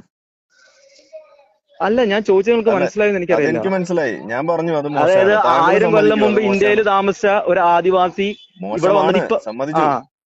ഓക്കെ, താങ്കൾ സമ്മതിക്കുന്നുണ്ടോ മോശമാണെന്ന്? ഉറപ്പായിട്ടും. ഒരു അമ്പലം പൊളിച്ചിട്ടാണ് അവിടെ പള്ളി പണിതെങ്കിൽ അത് മോശമാണ്. കാരണം മറ്റുള്ള മതങ്ങളെ ബഹുമാനിക്കാൻ എന്റെ നബി എന്നെ പഠിപ്പിച്ചിട്ടുണ്ട്. ശരി, എന്റെ നബി എന്നെ പഠിപ്പിച്ചിട്ടുണ്ട്. ഞാൻ ഇനി അങ്ങോട്ടൊരു കാര്യം ചോദിക്കാം. കാബ പിടിച്ചടക്കുന്ന സമയത്ത് കാബയ്ക്കുള്ളിൽ 360 ബിംബങ്ങൾ ഉണ്ടായിരുന്നു. അത് മുഹമ്മദ് നബി സ്വന്തം കൈകൊണ്ട് തല്ലി പൊളിച്ചിട്ടാണ് അവിടെ അത് പള്ളിയാക്കി മാറ്റിയത്. അത് താങ്കൾക്കറിയോ? അപ്പൊ അതിനു മുമ്പ് അവിടെ കാബ ഉണ്ടായിരുന്നില്ലേ? അതിനകത്തുണ്ടായിരുന്ന 360 ബിംബങ്ങൾ അത് അമ്പലമായിരുന്നു. ആ ബിംബങ്ങൾ സ്വന്തം കൈകൊണ്ട് വടികൊണ്ട് തല്ലി ഉടയ്ക്കുകയും അത് ബാക്കിയുള്ള ആളുകളോട് ബാക്കി ഒന്ന് പൊട്ടിച്ച് കളയണട എന്ന് പറഞ്ഞിട്ടാണ് അത് പള്ളിയാക്കി മാറ്റിയത്. ശരി, അതിനു മുമ്പ് അവിടെ കാബ ഉണ്ടായിരുന്നില്ലേ? ആ പണി മുഹമ്മദ് നബി ചെയ്തത് ശരിയോ തെറ്റോ? അത് ഇസ്ലാം പ്രചരിപ്പിക്കുന്നതിന്റെ ഭാഗമായിട്ട്, അതായത് ഞാൻ വിശ്വസിക്കുന്ന മതത്തിൽ ഞാൻ ഭയങ്കരമായിട്ട് വിശ്വസിക്കുന്നത്. എനിക്ക് നിങ്ങൾ വേണ്ട, ഞാൻ ഉരുളുന്നതല്ല എനിക്ക്. ഒരു മതത്തിന്റെ ബിംബം മാറ്റിയിട്ട് വേറൊരു മതത്തിന്റെ ബിംബം അവിടെ സ്ഥാപിക്കുന്നു, അല്ലെങ്കിൽ വേറൊരു മതത്തിന്റെ സംഗതി അവിടെ കൊണ്ടുവരിക എന്ന് പറയുന്നത് തെറ്റാണെന്ന് താങ്കൾ സമ്മതിച്ചല്ലോ. തെറ്റാണ്. അപ്പൊ മുഹമ്മദ് നബി ഇതാണ് അവിടെ ചെയ്തത്. മുഹമ്മദ് നബി ചെയ്തത് ശരിയോ തെറ്റോ? No answer. അതെന്താ ആൻസർ ഇല്ലാത്തത്? കാരണം ഞാന് അതെന്താ എനിക്ക് മുഹമ്മദ്, അറിവില്ല. അപ്പൊ നിങ്ങൾ ഇടുമ്പോ വള്ളി ട്രൗസർ ബാക്കിയുള്ളവർ ഇടുമ്പോ ബർമൂഡ, അതെങ്ങനെ ശരിയാവുക? അതെങ്ങനെ അതിപ്പോ ശരിയാവുക? എന്താന്ന് പറയാ, ഞാൻ അടിയുറച്ചൊരു വിശ്വാസി ആയതുകൊണ്ട് അത് എനിക്ക് ആ തന്നെയാണ് ഈ കാര്യത്തില് കുഴപ്പം. അപ്പൊ പിന്നെ എന്തിനാ ഈ എടുത്താ പൊങ്ങാത്ത പണിക്ക് നിൽക്കുന്ന സുഹൃത്തെ? ഞാൻ എന്തെടുത്താ അപ്പൊ പോകാത്ത പിന്നെ പണിയാ നിന്ന്. അതന്നെ ഇപ്പൊ ഈ പറഞ്ഞത്, വലിയ വലിയ അല്ല ബാബറി മസ്ജിദിന്റെ കഥയൊന്നും പൊക്കിക്കൊണ്ട് വരണ്ട. അത് അല്ലല്ല, ഇവിടെ ഡീൽ ചെയ്യാൻ ബാബരി ഇവിടെ ആളുകൾക്ക് മസ്ജിദിന്റെ അറിയാം. കഥ, ബാബരി അപ്പൊ മസ്ജിദിന്റെ നിങ്ങൾ കഥ നിങ്ങൾ ആദ്യം, നിങ്ങൾ മുഹമ്മദ് നബി ചെയ്തിട്ടുള്ള ഇതുപോലെയുള്ള പോക്കിരിത്തരങ്ങൾ നിങ്ങൾ ആദ്യം അന്വേഷിച്ച് പഠിക്കുക. ആദ്യം ഇല്ല ഇല്ല ഇല്ല, ഇത് ഞാൻ നിങ്ങളുടെ ആദ്യം ആൻസർ പറയാത്ത അപ്പൊ എന്താണെന്നറിയോ? അപ്പൊ നിങ്ങൾക്ക് നിങ്ങൾ അറിയാം അത് മുഹമ്മദ് നബി ചെയ്തത് തെറ്റാണെന്ന് അറിയാം, പക്ഷെ പറയാൻ നിങ്ങൾക്ക് ഇല്ല സാധിക്കില്ല. അവിടെ അത് തന്നെയാണ് എന്താ ഈ പ്രശ്നം. അല്ല, ഇതൊക്കെ ആര് നിങ്ങളുടെ അടുത്ത് പറഞ്ഞു? ലാത്തനെ ഹുസൈനെ മുഹമ്മദ് നബിയാണ് നിങ്ങൾക്ക് മറ്റേ. ഇത് ശരിയോ തെറ്റോ എന്ന് പറയാൻ കഴിയുമോ? അതാ ഞാൻ ചോദിക്കുന്നത്. വളരെ അതല്ല, സിമ്പിൾ ആയിട്ട് ഇത് ഞാൻ നിങ്ങളുടെ പറഞ്ഞില്ല അടുത്ത്. അത് തെറ്റാണെന്ന്. നിങ്ങൾക്ക് ഇല്ല, എന്തുകൊണ്ടാണ് അത് പറയാൻ കഴിയാത്തത്? അതിന് ഞാൻ നിങ്ങളുടെ അടുത്ത് വ്യക്തമായിട്ടൊരു ആൻസർ പറയാം. എന്താ ഈ പറയും? സംഭവം പറയാം. അതായത് ഇപ്പൊ നിങ്ങൾ പറഞ്ഞല്ലോ, നിങ്ങൾ കണ്ട പോലെ ഞാൻ എടുത്തു പറഞ്ഞ ലാത്തേനെ ഹുസൈൻ, സോറി, വിഗ്രഹങ്ങൾ അവിടെ ഉണ്ടായിരുന്ന ലാത്ത ഹുസൈനായിരുന്നു. അവിടെ ഉണ്ടായിരുന്ന 360 വിഗ്രഹങ്ങൾ, രണ്ടെണ്ണത്തിന്റെ കഥയല്ല ഞാൻ പറയുന്നത്. ഓക്കെ 360 വിഗ്രഹങ്ങളാണ് തല്ലിപ്പൊളിച്ചത് ഈ മുഹമ്മദ് നബി വിഗ്രഹങ്ങള് സ്വന്തം കൈ കൊണ്ട്. തല്ലി പൊളിച്ചത് മുഹമ്മദ് നബി എന്നാണ് നിങ്ങൾ പറയുന്നത്. തല്ലി ഭയങ്കര. അതൊക്കെ ഇവിടെ തെളിവുകളുണ്ട്, അത് ഹദീസുണ്ട്, അത് പിന്തുടർന്നുകൊണ്ടാണ് ഇവിടെ താലിബാൻ അവിടെ ബാമിയൻ ബുദ്ധ പ്രതിമകൾ തല്ലിപ്പൊളിക്കുന്നത്. അതുപോലെ ഇന്ന് ആ പല ഇസ്ലാം പൊട്ടന്മാര് അല്ലല്ലല്ല. ആ, നിങ്ങൾ ആ. അതൊന്നും പൊട്ടന്മാരെന്ന് നിങ്ങൾ താലിബാനെ വിളിക്കുന്നുണ്ടെങ്കിൽ നിങ്ങൾ ആദ്യം പൊട്ടൻ എന്ന് വിളിക്കുന്നത് മുഹമ്മദ് നബിയെ തന്നെയാണ്. അത് ആദ്യം നിങ്ങൾ മനസ്സിലാക്കുക. കാരണം താലിബാൻ ചെയ്യുന്ന കാര്യങ്ങൾ ഇസ്ലാമികമായിട്ടുള്ള നിയമങ്ങളാണ് അവരവിടെ നടപ്പിലാക്കുന്നത്. മുഹമ്മദ് നബി വിഗ്രഹം തല്ലിപ്പൊളിച്ചു, അതുകൊണ്ടാണ് താലിബാൻ അവിടെ വിഗ്രഹം തല്ലിപ്പൊളിക്കുന്നത്. മുഹമ്മദ് നബി ഓക്കെ 6 വയസ്സിലുള്ള പെണ്ണിനെ കെട്ടി, അതുകൊണ്ട് തന്നെയാണ് താലിബാൻ അവിടെ 6 വയസ്സുള്ള പെണ്ണുങ്ങളെ കെട്ടാൻ പറയുന്നത്. അപ്പൊ നിങ്ങൾ താലിബാനെ പൊട്ടെന്ന് വിളിക്കുമ്പോ മുഹമ്മദ് നബിയെയും കൂടിയാണ് നിങ്ങൾ പൊട്ടെന്ന് വിളിക്കുന്നത്. അത് നിങ്ങൾ ശരി ശരി ശരി. സമ്മതിക്കേണ്ടതായിട്ട് വരും. അല്ലെങ്കിൽ പിന്നെ ഈ എടുത്താ പോകാത്ത പണിക്ക് നിൽക്കരുത്. അല്ല, എടുത്താ പോക്കാത്ത പണിയല്ല. ഇപ്പൊ ഈ അതന്നെയാണല്ലോ ഇപ്പൊ സൂസൈഡ് പറഞ്ഞത്. ബോംബേഴ്സ് ഒക്കെ അല്ലെങ്കിൽ അവിടെ നിങ്ങൾ ആ, പറയൂ. ഞാൻ പറഞ്ഞു, ആ, അവിടെ ഒരു ശ്രീരാമന്റെ ഒരു അമ്പലം ഉണ്ടായിരുന്നത് പൊളിച്ച് പള്ളി ഉം, പണിത ബാബർ ചെയ്തതും തെറ്റാണ്. ബാബറിന്റെ ഉം, പള്ളി അവിടെ ഉണ്ടായിരുന്നത് പൊളിച്ച് ഇപ്പൊ ഉം, ശ്രീരാമന്റെ അമ്പലം പൊളിച്ച് അവിടെ പണിതതും അതും തെറ്റാണ്. ഉം. നിങ്ങൾ പറയൂ, ഈ ഉം. പറയുന്ന കാബയ്ക്കകത്ത് ഉണ്ടായിരുന്ന കാബ അവിടെ ഉണ്ടായിരുന്ന അമ്പലമായിട്ട് ഉണ്ടായിരുന്നത് പൊളിച്ച് അത് പള്ളിയാക്കി മുഹമ്മദ് നബി, അത് ശരിയോ തെറ്റോ? നിങ്ങൾ പറയൂ. ഞാൻ പറയുന്നത് തെറ്റാണ്, നിങ്ങൾ പറയൂ ശരിയോ തെറ്റോ? അന്ന് അറേബ്യയില് മുഹമ്മദ് നബി പ്രചരിച്ചതിനനുസരിച്ച് നിങ്ങൾ കഥയൊക്കെ എല്ലാവരും അവിടെ വിടൂ. നിങ്ങൾ ഇല്ല, ഇത് കഥയല്ല. പറയൂ. വളരെ ഇല്ല, സിമ്പിൾ ആയിട്ടുള്ള ചോദ്യമല്ലേ ഞാൻ ചോദിച്ചത്? ശരിയോ എല്ലാവരും തെറ്റോ എന്ന് ഇസ്ലാമിലേക്ക് പറയൂ. കടന്നു വന്നു. അവിടെ അറേബ്യയിലെ എല്ലാ ആളുകളും ഇസ്ലാമിലേക്ക് കടന്നു വന്നായിരുന്നു ആ സമയമൊക്കെ അപ്പൊ ആയപ്പോഴത്തേക്കും. എല്ലാവരും ഇസ്ലാമിലേക്ക് കടന്നു വന്ന അങ്ങനെ അത് തല്ലി പൊളിച്ചാൽ തെറ്റില്ല എന്നാണോ താങ്കൾ പറയുന്നത്? നിങ്ങൾ ഈ പറയുന്നത് തല്ലി പൊളിച്ചതോ, അത് അങ്ങനെ കോപം കൊണ്ട് തല്ലി പൊളിച്ചു അങ്ങനെയൊക്കെ കോപം ചുമ്മാ കൊണ്ട് നിങ്ങൾ തന്നെ അടിച്ചു വിടുന്നത് തല്ലിപ്പൊളിച്ചു. എന്തിനാണ്? കയ്യിലുണ്ടായിരുന്ന വടി കൊണ്ട് അതിനെ തല്ലി താഴെ ഇട്ടു. ബാക്കിയുള്ളത് ഏഹ്, തല്ലി പൊളിക്കാൻ കൂടെ ഉണ്ടായവനോട് അവർക്ക് ഏഹ്. അതിന് ഉത്തരവും കൊടുത്തു. ഇതാണ് മുഹമ്മദ് നബി ചെയ്തത്. ഹദീസിലുള്ള സംഗതിയാണ്, പോയി പഠിച്ചു നോക്ക്. അതെ, ഓക്കെ. ഓക്കെ, ആ അതൊന്ന് ഹദീസ് ഹോംവർക്ക് തരുന്ന പരിപാടിയൊന്നുമല്ല, പോയി തപ്പി കണ്ടുപിടിക്കുക. ശരി ശരി ഓക്കെ. ശരി ശരി. ഓക്കെ, ഞാൻ ചോദിച്ചു അങ്ങനെ നോക്കട്ടെ, ഞാൻ സ്പൂൺ തപ്പി. ഫീഡിങ്ങിന്റെ പരിപാടിയൊക്കെ ആ കാലമൊക്കെ കഴിഞ്ഞു. ഇന്ന് ഇന്റർനെറ്റിൽ എന്ത് വേണേലും നിങ്ങൾക്ക് തപ്പി കണ്ടുപിടിക്കാം. എല്ലാ കിതാബുകളും ഓൺലൈനിൽ അവൈലബിൾ ആണ്. അല്ല, നിങ്ങളൊരു തെളിവ് പറഞ്ഞാലോ, അപ്പൊ അത് തരേണ്ടത് നിങ്ങളുടെ സൗകര്യമില്ലെന്നേ, ഇതാണ്. അതൊക്കെ നിങ്ങൾ പോയി കണ്ടുപിടിക്കുക. ഇതൊക്കെ എല്ലായിടത്തും ഈസിലി അവൈലബിൾ ആയിട്ടുള്ള സാധനമാണ്. നിങ്ങൾക്ക് നിങ്ങളുടെ ഒന്നുകിൽ അടുത്ത് ഇന്റർനെറ്റ് നോക്കാൻ നിങ്ങളുടെ അറിയുന്ന അടുത്ത് ആൾക്കാരല്ലേ. ഇല്ല ഇല്ല ഇല്ല, നിങ്ങൾ ഭയങ്കര, കാരണം കഴിഞ്ഞ ദിവസം നിങ്ങളുടെ ഒരു വീഡിയോ ഉണ്ടാവുന്നു, അപ്പൊ ഒരു അപ്പൊ ആള്. നിങ്ങൾക്ക് ഇതിന് ഉത്തരവില്ല. അപ്പൊ മുഹമ്മദ് നബി ഏതിനു? വിഗ്രഹം തല്ലി പൊളിച്ചതപ്പോ ശരിയാണെന്നാണ് നിങ്ങൾ പറയുന്നത്.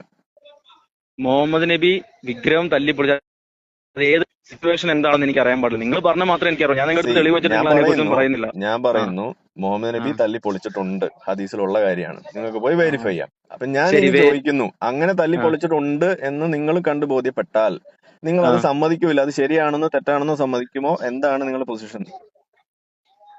അങ്ങനെ മുഹമ്മദ് നബി വളരെ മോശമായി ആ അതിന്റെ കൗബയിലെ അകത്ത് കയറി ആ തല്ലി പൊളിച്ച് എല്ലാം പുറത്തേക്ക് ഇട്ടിട്ടുണ്ടെങ്കിൽ ആ അത് തെറ്റാണ്. ഉറപ്പല്ലേ? ഞാനത് കണ്ടിട്ടില്ല. ഞാൻ തെറ്റാണ്. Okay, okay. കണ്ടിട്ടില്ല. നിങ്ങൾ താങ്കളെ ഈ പോലെ പറഞ്ഞ ഇതുപോലെയുള്ള സത്യസന്ധതയാണ് നമ്മളും കാണിച്ചിട്ടുള്ളൂ. തെറ്റാണെന്ന് എനിക്കും തോന്നി, വിട്ടു. പിന്നെ അങ്ങനെ ഒരു മുഹമ്മദ് നബിയെ കൊണ്ടു നടക്കാൻ എനിക്ക് കഴിയില്ല, അത്രയും ഞാനും പറഞ്ഞുള്ളൂ. കാരണം ഡോക്ടർ ആരിഫ് ഹുസൈൻ, നിങ്ങൾ ഇടയ്ക്ക് പേരൊക്കെ വിളിച്ചു, അതെനിക്ക് ഇഷ്ടമാണ്. അപ്പൊ നിങ്ങൾ ഞാനും പറയുന്നത് ഇത്രയേ ഉള്ളൂ. ഭയങ്കര ഞാനും ബുദ്ധിമാനാണ്. നിങ്ങളുടെ അടുത്ത് ഞാനും ഇത്ര തന്നെ സംസാരിക്കണമെങ്കിലേ. ഞാനും ഇത്ര തന്നെ പറഞ്ഞുള്ളൂ. അതായത് മുഹമ്മദ് നബി അല്ലേ, അതങ്ങനെ ചെയ്യോ എന്നൊക്കെ ചിന്തിച്ച് നടന്നിരുന്ന ഒരാള് ഇതുപോലെയുള്ള തെണ്ടിത്തരങ്ങളും പോക്കിരിത്തരങ്ങളൊക്കെ കാണിക്കുന്നത് നമുക്ക് ബോധ്യപ്പെടുമ്പോ പിന്നെ അങ്ങനെ ഒരാളെ മാനവരിൽ മഹോന്നതെന്നോ അതല്ലെങ്കിൽ ഇതുപോലെയുള്ള വലിയ ഒരു കൊണാൻഡ്രമായിട്ട് കൊണ്ടു നടക്കണമെന്ന് പറഞ്ഞാൽ നമ്മളെ കൊണ്ട് സാധിക്കില്ല എന്ന് അന്ന് ഞാൻ പറഞ്ഞു. ശരി, അത്രേ നിങ്ങളത് ഞാൻ നിങ്ങളുടെ ചെയ്തിട്ടുള്ളൂ. മനസ്സിൽ വെക്കൂ. എന്തിനാണ് അതിനെ ഒരാളെ മനസ്സിൽ വെക്കുന്ന എന്തിനാ? അപ്പൊ നിങ്ങൾക്ക് ദാവ നടത്താമെങ്കിൽ എനിക്ക് റിവേഴ്സ് ദാവ നടത്താം. അതിലെന്താ ശരി, തെറ്റ്? വിട്. ശരി, അതൊക്കെ സമ്മതിച്ചു. ആ നിങ്ങൾ ഈ പ്രസന്റ്, അതായത് മുഹമ്മദ് നബി അത് 6-ാം നൂറ്റാണ്ടിലെങ്ങാണ് ജീവിച്ചോണ്ടിരുന്നത്. ഇപ്പൊ പ്രസന്റ് ടൈമിൽ ഇവിടുത്തെ മനുഷ്യന്മാർ എന്തൊക്കെ കൊള്ളരായ്മ ചെയ്യുന്നുണ്ട്, അതൊക്കെ മൂടി വെക്കാൻ ശ്രമിക്കുകയാണ് നിങ്ങൾ. ആര് അതിനെയൊക്കെ ആര് ഇതുപോലെ ചെയ്യുന്നു? വിമർശിക്കൂ. ആര് ചെയ്യുന്നു? നിങ്ങൾ ഇതുവരെ അല്ല മുഹമ്മദ് നബി ചെയ്യുന്നത് മാത്രമാണോ നിങ്ങൾ കാണുന്നുള്ളൂ? അതിനുശേഷം ഇവിടെ ആരും ഒന്നും ചെയ്യുന്നില്ല. എല്ലാവരും വളരെ സമാധാനത്തോടെ ഭയങ്കര പീസ് മൈൻഡ് ആയിട്ടാണോ ഓരോ നേതാക്കന്മാരും കാര്യങ്ങളൊക്കെ ഇവിടെ നടക്കുന്നത്? നിങ്ങൾ അതിനെ ഒന്നും ഒരു ഉദാഹരണം പറയും. നിങ്ങൾ ഇന്നലെ ഏതോ ഒരു പേര് എന്റെ അടുത്ത് ചോദിച്ചിട്ടോ, പക്ഷെ ആ പേരിനെ കുറിച്ച് എനിക്ക് അറിയില്ല. ഞാൻ നിങ്ങളുടെ കാരണം എനിക്ക് എല്ലാ കാര്യങ്ങളും എനിക്ക് അറിയില്ല. മഹ്സാമിനെ നിങ്ങൾ കേട്ടിട്ടില്ല? ഞാൻ കേട്ടിട്ടുണ്ട്, പക്ഷെ ആരാണ് എന്താണെന്ന് എനിക്ക് അറിയാൻ പാടില്ല. ഇതൊക്കെ തന്നെയാണ് കാക്കാമാരുടെ പ്രശ്നം. മഹ്സാമിനെ കുറിച്ച് നിങ്ങൾ കേൾക്കില്ല. അതേസമയം അതൊരു അത് വേറെ ഏതെങ്കിലും ആയിരുന്നെങ്കിൽ നിങ്ങൾ കേട്ടിട്ടുണ്ടാവും. ശരി, ക്യൂബയുടെ തലസ്ഥാനാണെന്ന് എനിക്കറിയും. ശരി ആയിക്കോട്ടെ. എന്റെ കാര്യം എന്ന് പറയുന്നത് ഇസ്ലാമാണ്. അതുമായിട്ട് നിങ്ങൾ ചോദിക്കുക.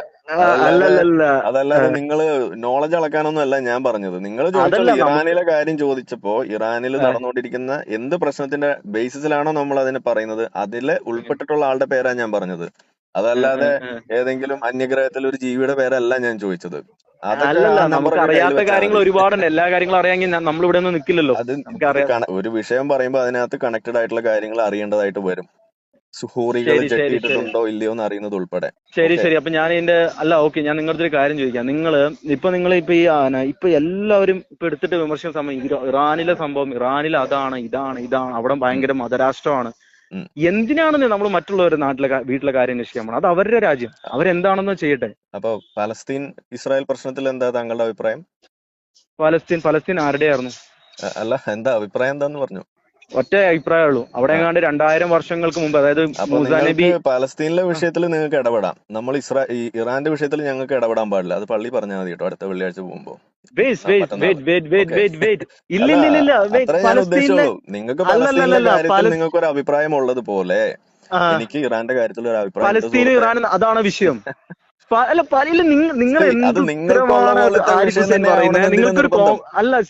നിങ്ങൾ കോമൺ സെൻസ് ഇല്ലേ? നിങ്ങൾ ചോദിച്ചത് എന്താ? നിങ്ങൾക്ക് എന്തിനാണ് വെല്ലോറിന്റെ രാജ്യത്തെ കാര്യത്തിൽ ഇടപെടണേന്നല്ലേ നിങ്ങൾ ചോദിച്ചത്?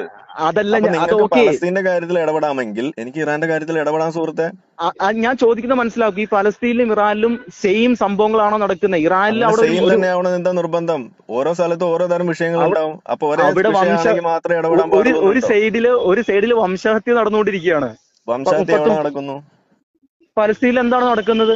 ഒന്നും അറിയാത്ത ഒരു മണ്ണാങ്കട്ട അവിടെ വംശഹത്യ നടക്കുന്നില്ല. വെറുതെ ഉണ്ടാക്കി പറയുന്നതാണ്. ഇല്ല, ഒന്നും അറിയാത്ത സ്ത്രീകളെയും കുട്ടികളെയും കൊല്ലുന്നത് ഒരു വംശഹത്യയല്ല. ഒന്നും അറിയാത്ത അബലരെയും സ്ത്രീകളെയും വൃദ്ധന്മാരെയും കൊല്ലുന്നത് ഒരു പ്രശ്നം, നിങ്ങൾക്ക് അതൊരു വിഷമമേ അല്ല. അങ്ങനെ ഒന്നും അറിയാത്ത സിവിലിയൻസിനെ കൊല്ലുന്നത് അവിടെ നടക്കുന്നില്ല. അത് നിങ്ങൾ ഉണ്ടാക്കി പറയുന്ന സംഗതിയാണ്. അങ്ങനെയല്ല. 36,000 കണക്കെന്ന് പറയുന്നത് അതിന്റെ അകത്ത് എത്ര 20,000 കുഞ്ഞുങ്ങളുണ്ടെന്ന്. അവരൊക്കെ ഹമാസ് തീവ്രവാദി. ശരി, നിങ്ങൾ പറഞ്ഞതനുസരിച്ച് ഹമാസ് മിലിറ്റൻസ് ആണോ അതെല്ലാവരും? ഹമാസ് തീവ്രവാദികൾ എത്ര പേര് കൊന്നു എന്നുള്ളതിന്റെ കണക്ക് വിടുന്നതിനനുസരിച്ചിട്ടാണ് അവരവിടെ കണക്ക് പറഞ്ഞുകൊണ്ടിരുന്നത്. അത് UN 2 തവണ തിരുത്തേനെ കുറിച്ച് താങ്കൾക്ക് അറിയോ? കണക്ക് പുറത്തു. ഈ 35,000 പേര് അവിടെ മരിച്ചിട്ടില്ല. ഈ റോയിറ്റേഴ്സും BBC ഒക്കെ റിപ്പോർട്ട് ചെയ്യണ വെറും ഫേക്ക് ആയിട്ടുള്ള ന്യൂസുകളാണ്. ആളുകൾ നഴ്സറി പോകുന്ന നഴ്സറി സ്കൂളിന്റെ താഴെ തുരങ്കം ഉണ്ടാക്കിയിട്ട് അവിടുന്ന് മറ്റേ റോക്കറ്റ് വിട്ടാ പിന്നെ മനുഷ്യന്മാര് മരിക്കൂലേ? സിവിലിയൻസിന്റെ ഇടയിൽ നിന്നിട്ടാണോ യുദ്ധം ചെയ്യല്? അപ്പൊ സിവിലിയൻസിന്റെ ഇടയിൽ നിന്നിട്ടാണോ യുദ്ധം ചെയ്യുക? ചോദിക്കുന്നതിന് ഉത്തരം പറയും ഉണ്ടെങ്കിൽ. അപ്പൊ ഇതിനു മുമ്പ് പറഞ്ഞ വാറുകളൊക്കെ നിങ്ങൾ കണ്ടിട്ടില്ല? അത് എവിടെ നടന്നിട്ടാണ്? സിവിലിയൻസിന്റെ ഇടയിൽ സെക്കൻഡ് വേൾഡ് വാർ എവിടെ നടന്നിട്ടാണ് നടന്നുകൊണ്ടിരുന്നത്? ആരുടെ ഇടയിൽ നടന്നുകൊണ്ടിരുന്നത്? ഇവിടെ നമ്മൾ നിങ്ങൾ പറഞ്ഞ വിഷയത്തിൽ നിങ്ങൾക്ക് ഉത്തരം ഉണ്ടെങ്കിൽ ആദ്യം പറയും, എന്നിട്ട് അതിലേക്ക് സിവിലിയൻസിന്റെ നിങ്ങൾ ചോദിച്ച ചോദ്യം ഇതാണ്: സിവിലിയൻസിന്റെ ഇടയിൽ നിന്നാണോ റോക്കറ്റ് വിടുന്നതെന്നാണ് ചോദിച്ചത്. അങ്ങനെയാണെങ്കിൽ സെക്കൻഡ് വേൾഡ് വാറിന്റെ സമയത്ത് ജർമ്മൻ സേന പരാജയപ്പെടുന്ന ടൈമിൽ സിവിലിയൻസിന്റെ ഇടയിൽ കയറിയിട്ടാണ് ഇവര് റോക്കറ്റും മതിയായ ബോംബിംഗ് ഒക്കെ നടത്തിയത്. തെറ്റ് തന്നെയാണ്. തെറ്റ് തന്നെയാണ് നമ്മൾ പറയുന്നത്. അല്ല, നിങ്ങൾ ചെയ്താലും അത് തെറ്റ് തന്നെയാണ് സുഹൃത്തെ. അത് നിങ്ങൾ സമ്മതിക്കേ. അങ്ങനെ സിവിലിയൻസിന്റെ ഇടയിൽ നിന്ന് ബോംബ് വിട്ട് ആരായാലും തിരിച്ചു വീഴുന്ന സമയത്ത് അവിടെ ബോംബ് വിട്ട് അവര് ഒന്നാമത് സ്വന്തം റോക്കറ്റ് തന്നെ മൂട്ടിൽ കൊണ്ട് ചാവുന്നു. അപ്പൊ എന്ത് ചെയ്യും? അത് അവര് പാവങ്ങളാണ്, അവർക്ക് അതൊക്കെയല്ലേ പറ്റുള്ളൂ. ഈ ഒക്ടോബർ 7 കുറിച്ച് താങ്കളുടെ അഭിപ്രായം എന്താ? ഒക്ടോബർ 7 മറ്റേ സംഭവം അത് സംഭവം എന്താണെന്ന് അറിയൂ? അല്ല, നിങ്ങൾ കുറെ നേരം ഒരു പട്ടീനെ നിരപരാധികളായ സ്ത്രീകളെയും കുട്ടികളെയൊക്കെ കൊല്ലുന്നത് തെറ്റാണെന്നാണല്ലോ പറഞ്ഞത്. ശരി. ഒക്ടോബർ 7 എന്താ സംഭവിച്ചത്? അത് തെറ്റാണോ? അതിനകത്ത് 1200 സ്ത്രീകൾ കൊല്ലപ്പെട്ടു എന്നാണ് ഇവര് പറയുന്നത്. സ്ത്രീകളും കുട്ടികളും അടക്കം 1200 പേര് കൊല്ലപ്പെട്ടു എന്നാണ് ഇസ്രായേൽ പറയുന്നത്. ഇസ്രായേൽ പറയുന്നത്. ഇസ്രായേൽ പറയുന്നത് വിശ്വസിക്കുന്നില്ല. ഞാൻ ഒട്ടും വിശ്വസിക്കുന്നില്ല. ഓക്കെ, എന്നാൽ ഹമാസ് പറയുന്ന കണക്ക് വിശ്വസിക്കാൻ നമുക്ക് സൗകര്യമില്ല. ഹമാസ് ഒരു തീവ്രവാദ സംഘടനയാണ്. ഓക്കെ, ഇനി അടുത്തതെന്താ? വെസ്റ്റേൺ മീഡിയാസ് അല്ല ഒരു പ്രശ്നം എന്താണെന്നറിയോ, ഈ ലോകത്തുള്ള എല്ലാ ആൾക്കാരും വിശ്വസിക്കുന്ന സംഭവം എന്താണെന്നറിയോ, വെസ്റ്റേൺ മീഡിയാസ് ഓരോന്ന് പടച്ചു വിടുവാണ്. ഗദ്ദാഫി ഒരു ഭീകരനാണെന്ന് പടച്ചു വിട്ടു, സദ്ദാം ഹുസൈൻ ഒരു ഭീകരനാണെന്ന് പഠിച്ചു വിട്ടു, എന്നിട്ട് പേപ്പട്ടീനെ കൊല്ലുന്ന പോലെ തല്ലിക്കൊന്ന് ഒരു ഭീകരനാണോ? ഭീകരനാണ്. അയാള് പറയുന്നത് പക്കാ പോക്കൃത്തരാണ്. അയാള് വിമാനം കയറ്റി 12,000 പേര് കൊല്ലപ്പെട്ടിട്ടുണ്ട്. അത് ശുദ്ധ പോക്കൃത്ത്. സദ്ദാം ഹുസൈൻ അല്ല, ഞാൻ പറയില്ല. കുർദുകളെയൊക്കെ ചുട്ടുവന്നൊന്നും ചുമ്മാ വെറുതെ പൊരിച്ചു തിന്നതായിരിക്കും. ഇപ്പൊ ഇറാഖിലെ അവസ്ഥ എന്താണെന്ന് നോക്കൂ. സദ്ദാമിനെ പോലെ ഒരു ശക്തമായിട്ടുള്ള ഒരു ഭരണാധികാരി ഉണ്ടായിരുന്നെങ്കിൽ ഇന്ന് അത് അവിടെ നടക്കില്ല. അവിടെ കുർദുകളെ കൊന്നു തിന്നിരുന്നത് കുഴപ്പമില്ലാന്ന്. കൊന്നിരുന്ന് കുഴപ്പമില്ല. അപ്പൊ അന്യന്റെ വീട്ടിൽ നിന്ന് എണ്ണയും സാധനങ്ങളും മോഷ്ടിച്ചുകൊണ്ട് പോകുന്നതും കുഴപ്പമില്ല. ആയിക്കോട്ടെ, അപ്പൊ കുർദുകളെ നിങ്ങൾക്ക് കൊന്നു തിന്നാ, കാരണം അത് കുഴപ്പമില്ല. അതിനുശേഷം എത്രയോ കുർദുകൾ മരിച്ചു. സദ്ദാം ഹുസൈന് ശേഷം എത്രയോ കുർദുകൾ മരിച്ചു. അപ്പോഴൊന്നും ഈ വിലാപൊന്നും ആരും കണ്ടിട്ടില്ലല്ലോ. എന്തുകൊണ്ട് പറ. അല്ല, സദ്ദാം ഹുസൈന്റെ അല്ല പറയട്ടെ, നിങ്ങൾ പറഞ്ഞു സദ്ദാം ഹുസൈനെ പിന്നെ മരിക്കുന്നുണ്ടെന്ന് പറഞ്ഞല്ലോ, എന്തുകൊണ്ടാ മരിക്കുന്നതെന്ന് പറ. കുർദുകൾ അവിടെ എന്താണ് ആദ്യം ഇപ്പോഴും കുഴപ്പമുണ്ടാക്കാനുള്ള കാരണം എന്താണ്? ഈ ISIS എന്ന് പറഞ്ഞ ഒരു സംഭവത്തെ ഇപ്പോഴും അവിടെ ഉണ്ട്, ഇല്ലാന്നൊന്നും പറയണ്ട. ഈ ഇസ്രായേലും അല്ല ഓക്കെ അല്ല, പക്ഷെ അവർ വന്ന സമയത്ത് അവർക്ക് സപ്പോർട്ട് ആയിരുന്നല്ലോ ഇറാഖി ജനത. അപ്പോഴോ ആര് സപ്പോർട്ട്? അവിടെയുള്ള സുന്നികള്. ഇതൊക്കെ ഞാൻ പറയട്ടെ, ഇതൊക്കെ ഇസ്രായേലും തന്നെയാണ്. അവിടെ ഈ നാദിയ മുറാദിന്റെ പുസ്തകം വായിച്ചിട്ടുണ്ടോ? യസീദി പെൺകുട്ടി എഴുതിയത്. ആ പെൺകുട്ടീനെ ആരാണ് പുറത്തേക്ക് കൊണ്ടുവന്നത്? നിങ്ങൾ വായിച്ചിട്ടുണ്ടോ? അവര് കുർദല്ലല്ലോ, അവര് യസീദി സ്ത്രീ അല്ലേ? യസീദി സ്ത്രീയുടെ കാര്യം. ശരി, ഇവരെ ആരാണ് പുറത്തേക്ക് കൊണ്ടുവന്നത്? ഇവരെയൊക്കെ ആരാണ് ഈ വേൾഡിന്റെ മുമ്പിൽ പ്രസന്റ് ചെയ്ത? ആരാണ് പ്രസന്റ് ചെയ്തത്? UN അല്ലേ? അമേരിക്ക ആയതുകൊണ്ടായിരിക്കും. നല്ല കള്ളന്മാരാവന്മാര്. എടോ ഞാൻ ഒരു കാര്യം പറയട്ടെ, സ്വന്തം ജനതയ്ക്ക് തിന്നാൻ കൊടുക്കണമെങ്കിൽ സ്വന്തം പണി. ഹമാസിനെ പോലുള്ള തീവ്രവാദ സംഘടനകൾ നിങ്ങൾക്ക് വിശ്വാസം, പോപ്പുലർ ഫ്രണ്ടിനെ പോലുള്ള തീവ്രവാദ ഇല്ല ഞാൻ പറഞ്ഞിട്ടില്ല. ഞാൻ പറയാത്ത കാര്യങ്ങൾ നിങ്ങൾ പറയണ്ട. ഇല്ലില്ല, ഞാൻ പറയാത്ത കാര്യങ്ങൾ എന്റെ വായിൽ വെച്ചിരാൻ നോക്കണ്ട. നിങ്ങൾ ബാക്കിയുള്ളവരൊന്നും വിശ്വസിക്കുന്നില്ല. അല്ല, അങ്ങനെയാണ് ഈ ലോകത്ത് നടന്നേക്കുന്ന സംഭവങ്ങൾ, ചരിത്രം നിങ്ങൾ എടുത്തു നോക്കൂ. നിങ്ങളോട് ചോദിക്കട്ടെ, ഇപ്പൊ നിങ്ങളെല്ലാം അമേരിക്കനെ കുറ്റം പറയുന്നു, വെസ്റ്റിനെ കുറ്റം പറയുന്നു. ഈ ഇസ്രായേൽ ഹമാസ് വിഷയത്തിൽ ഒരു പതാക പൊക്കാൻ പോലും സൗദി അറേബ്യ സമ്മതിക്കുന്നില്ല. അപ്പൊ അതെന്താ നിങ്ങൾക്ക് അതിനകത്ത് കാണാൻ കഴിയുന്നത്? പതാക അവിടെ പൊക്കാത്ത എന്നാന്ന് വെച്ചാല്, ഇവന്മാരെ മൊത്തം ഡിഫൻസ് സിസ്റ്റം അമേരിക്ക കൊടുത്തിരിക്കുന്നത്. അമേരിക്ക എല്ലാം തൂത്തുപറക്കിക്കൊണ്ട് പോയാണ്ടല്ലോ, ഇറാൻ അവിടെ മൊത്തം അടിച്ച് സീനാക്കും. അത് അവിടെയുള്ള എല്ലാ ഗൾഫ് രാജ്യങ്ങളും പേടിപ്പിച്ച് നിർത്തിയേക്കുവാണ്. ഷിയാക്കൾ നിങ്ങൾ ഇപ്പൊ ആക്രമിക്കും, ഇപ്പൊ നിങ്ങളുടെ വീട്ടിൽ കയറും, ഇപ്പൊ നിങ്ങളുടെ മുതലെടുത്തുകൊണ്ട് പോകും. അപ്പോ അതായത് അറബ് രാഷ്ട്രങ്ങളെല്ലാവരും ഒളിച്ചിരിക്കുന്നത് അമേരിക്കയെ പേടിച്ചിട്ടാണ്. ഉറപ്പായിട്ടും. ഓക്കെ, അപ്പൊ ഇനി അടുത്തത് ഈ പാലസ്തീനകത്ത് തന്നെ വേറൊരു റീജിയൻ ഉണ്ട്, വെസ്റ്റ് ബാങ്ക് എന്ന് പറഞ്ഞിട്ട്. ഈ വെസ്റ്റ് ബാങ്കിലുള്ള PLOക്കാരും ഈ ഹമാസും തമ്മിൽ പൊരിഞ്ഞടിയാണ്. അതെന്തിനായിരിക്കും? ഇനി അവരും അമേരിക്കയാണോ? വെസ്റ്റ് ബാങ്കിലുള്ള PLOക്കാരും ഈ ഹമാസും, അത് ഭരണത്തിന്റെ പേരിൽ എന്തോ ഇഷ്യൂ നടക്കുന്നതല്ലേ, ഈ അടി നടക്കുന്ന. അപ്പൊ ഞാൻ ചോദിക്കുന്നത്, ഈ അടി ഉണ്ടാക്കാൻ നിങ്ങൾക്ക് അമേരിക്ക വേണമെന്ന് നിർബന്ധം ഇല്ലാന്നപ്പം മനസ്സിലായില്ലേ? ഒരു ചെറിയ തീ ഇട്ട് കൊടുത്താൽ മതി, അത് ഭയങ്കര തീയായി മാറും. ആ തീ എന്താണെന്നാ ഈ ചോദിക്കുന്നത്? ആ തീ എന്ന് വെച്ചാൽ നുണയാണ്. മറ്റേ ഗീബൽസിനെ കുറിച്ച് കേട്ടില്ല, ജർമ്മന്റെ പ്രൊപ്പഗണ്ട നടക്കുന്നത് നുണ തന്നെയാണെന്നാണോ പറഞ്ഞു വരുന്നത്? അല്ലല്ല, ഈ ഒരു ചെറിയ നുണയങ്ങ് കൊടുത്താൽ മതി. ആ നുണ വലിയ നുണയായിട്ട് ഇങ്ങനെ. ഹമാസും PLOയും തമ്മിലുള്ള കച്ചറയ്ക്ക് എന്ത് നുണയാണ് അവിടെ ഉള്ളത്? ഹമാസും PLOയും തമ്മിൽ പൊരിഞ്ഞ തല്ലാണ്. ഇവിടെ എന്താ നടക്കുന്നത്? ഇവിടെ അവര് തമ്മിൽ ഇടി കൂടുന്നതിന് എന്താ കാരണം? ഇവിടെ LDF ഉം UDF ഉം തമ്മിൽ എന്തിനാ? ഭരണത്തിന് വേണ്ടിയിട്ട്. LDF ഉം UDF ഉം തമ്മിൽ ഇടി കൂടുന്നത് അതും തമ്മിൽ കമ്പയർ ചെയ്യുന്നു വേണ്ട.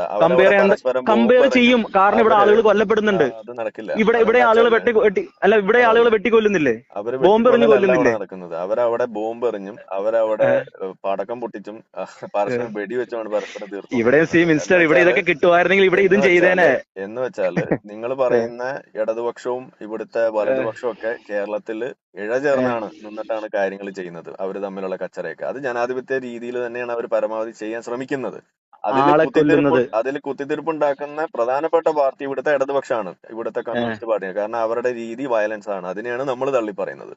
പക്ഷേ ഈ ഫത്താ പാർട്ടിയും ഈ പറയുന്ന ഹമാസ് എന്ന് പറഞ്ഞു കഴിഞ്ഞാൽ അവര് രണ്ട് റീജിയൻ ആയിട്ടാണ് നിൽക്കുന്നത്. ഒന്ന് വെസ്റ്റ് ബാങ്ക് എന്ന് പറയുന്ന ഒരു വേറൊരു കൺട്രി പോലെയാണ് അവർ നിൽക്കുന്നത്.